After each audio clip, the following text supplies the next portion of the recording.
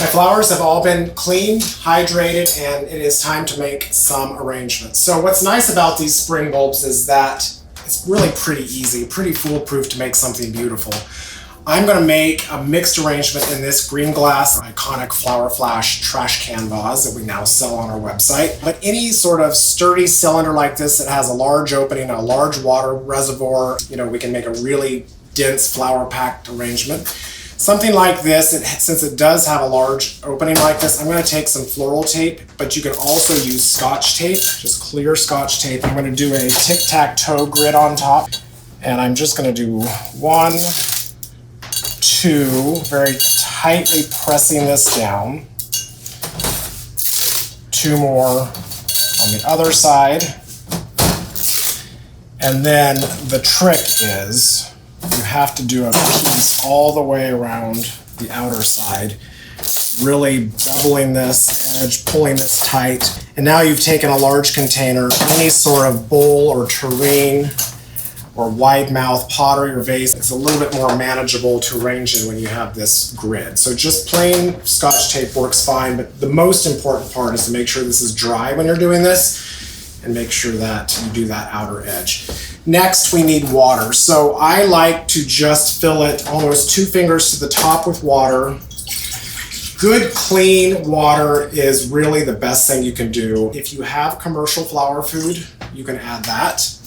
If you don't, and you have 7-Up or Sprite, any lemon lime soda that has sugar and citric acid, you can do 1/3 of that and 2/3 water. That helps to feed the flower.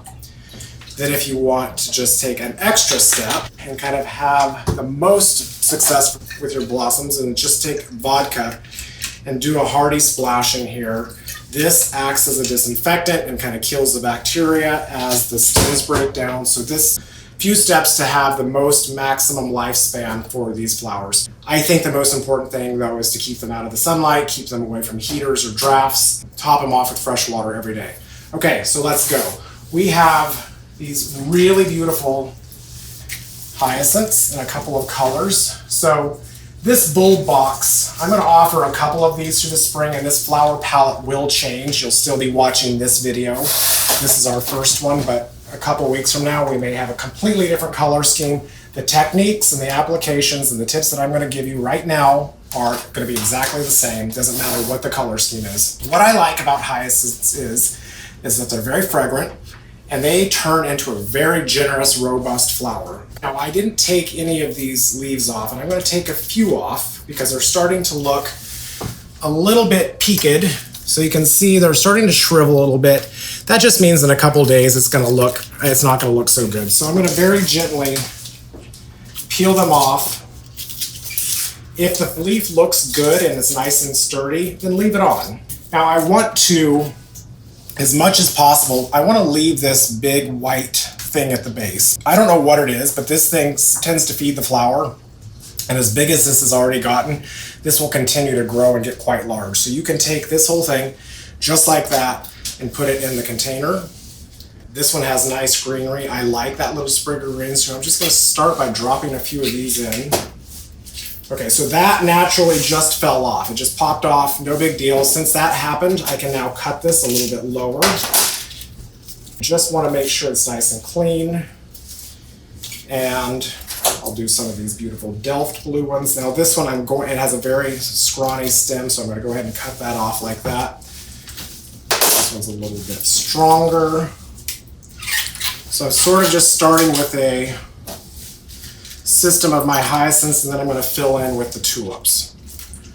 Now these are going to continue to grow. I'm going to say that a lot. So, okay, we've got these really beautiful tulips. Tulips like this, they've opened up a lot, and they're going to continue to open up.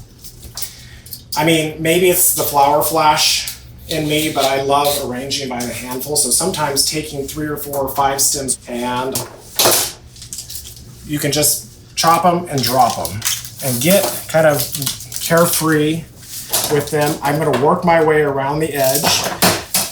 I like to arrange fast. You can do this stem by stem if you want. I think there's just a couple of techniques you need to keep in mind, and that is you don't want extra leaves inside the vase.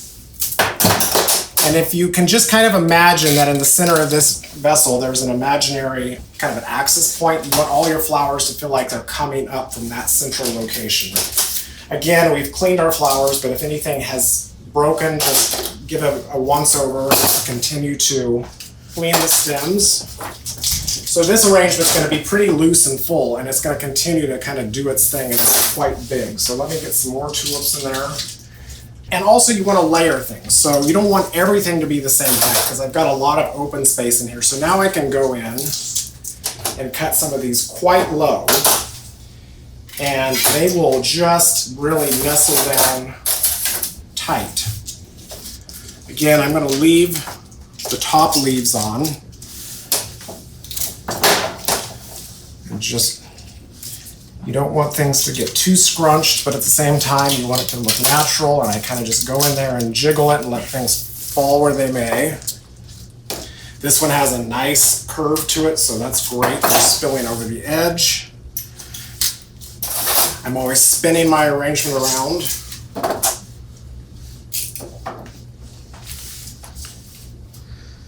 So with these leaves and the hyacinth stem, it actually fills up quite quickly.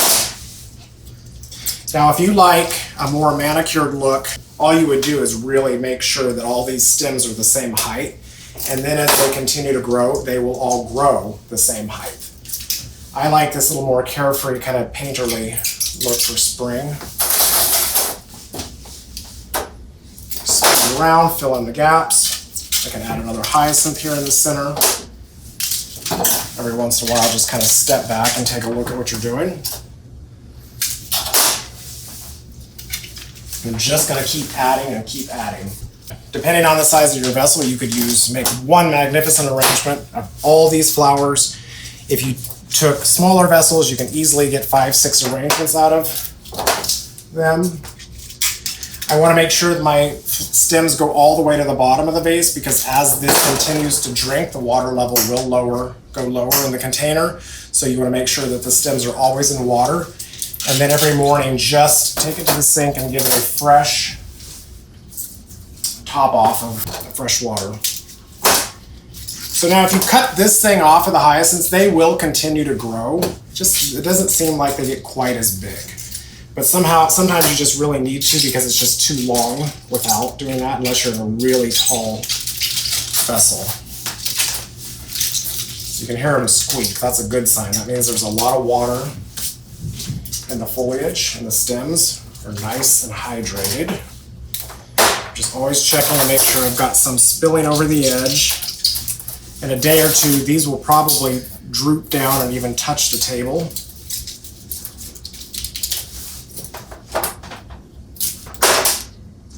Broken stem off.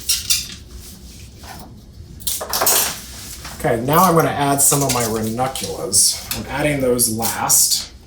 The ranunculus are not going to grow. They're not a shape shifter necessarily, but they will open up and be really full and big. And this color, this kind of gorgeous pinky coral color, I think is so pretty with this, and the texture difference. The texture, I love the little tiny florets of the hyacinths and the double nature of the tulips, and then this is almost like a shell. It's super layered. So really carefully place these so they get pride of place, so they're really your kind of, I'm just so partial to ranunculus. Now you just want to make sure, like, look here, there's a little bit of rot right there, so I'm just going to take my fingers and very gently remove that petal, give it a fresh cut, and spear it in the arrangement. So I love all these flowers. They have high petal count. There's a nice fragrance with the hyacinths. The tulips are going to kind of go crazy over the couple of days and do those things. These ranunculus are going to continue to grow and fill out. And yeah, it's just such a nice, juicy, candy color palette for spring. So if you get this box, have fun with these, play around with them, make smaller arrangements, make them with your kids. And just, experiment, have fun. Enjoy having flowers in the house. I think it's really important, especially this time of year when we're all starved for a little bit of color and a little bit of life.